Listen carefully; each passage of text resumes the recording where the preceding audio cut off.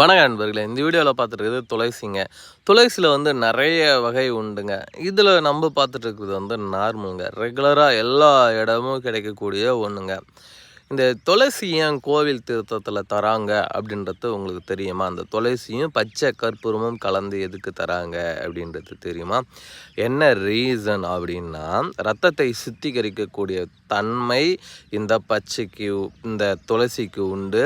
அது மட்டும் இல்லாமல் அந்த வறட்டு இரும்பல், சளி, நெஞ்சில் குழஞ்சிட்ருக்க அந்த கோலை, சளி கூடிய அந்த இது எல்லாமே சரியாக்கக்கூடிய வல்லமை படைத்தது இந்த துளசிக்கு உண்டு. அதனால் என்ன பண்ணுவாங்கன்னா, இதை கோவில் தீர்த்தத்தில் தர்றது வழக்கமாக இருக்குது. நம் முன்னோர்கள் பயன்படுத்தினாங்க. இதில் நிறைய வகை உண்டு. இது நார்மலு. இதுலேயே கருந்துளசி இருக்குது, காட்டு துளசி இருக்குது, மலை துளசி இருக்குது.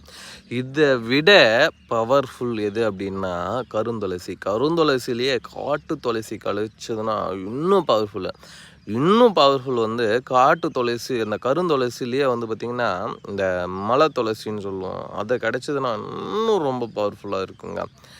இதுக்கு அவ்வளோ பவர்ஃபுல்லான ஒரு தன்மை உண்டு. இதனுடைய விதைகள் ஆண்மை குறைவுக்கும் பயன்படுத்தி கொள்ளலாம். இதை நம்ம சும்மா இந்த அளவுக்கு பிரித்து வாயில் போட்டு தினந்தோறும் என்னாலும் சரியில்லை, வாரம் ஒரு முறை சாப்பிட்டுட்டு வந்தாலும் ரொம்ப நல்லது. இது சாப்பிட்ற தினம் அப்படின்னு பார்த்தா சனிக்கிழமை சாப்பிட்லாங்க.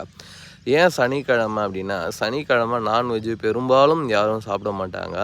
அந்த நான்வெஜ்ஜு சாப்பிடாத அன்றைக்கி இந்த துளசி சாப்பிடும்போது நம்மளுடைய ரத்தத்தை சூப்பராக சுத்திகரிக்கும். அதனால் சனிக்கிழமை சாப்பிட்றது ரொம்ப நல்லது. இல்லைனா நான்வெஜ்ஜு சாப்பிடாத அன்றைக்கி இந்த துளசிகளை சாப்பிடுவது ரொம்ப நல்லது. துளசி மாதிரியே சிலது பார்த்திங்கன்னா குப்பை துளசியும் இருக்குது. அதில் மருத்துவ குணங்கள் கிடைக்காது. அது சாப்பிட்றது வேஸ்ட்டு. இதில் கம்மன்னு மன அப்படியே ஜொலிக்கும். இதனுடைய வாசம் தொட்டாவே நம்ம தொடும்போது.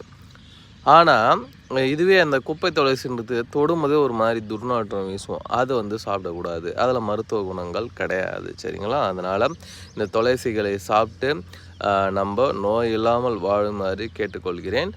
மீண்டும் இன்னொரு வீடியோவில் சந்திக்கிறேன். நன்றி, வணக்கம். தேங்க்யூ ஃபார் வாட்சிங். see you next video. நான் உங்கள் பாரம்பரிய சித்த வைத்தியர் மற்றும் மூலிகையின் ஆராய்ச்சியாளர். நன்றி, வணக்கம். தேங்க்யூ ஃபார் வாட்சிங். see you next video.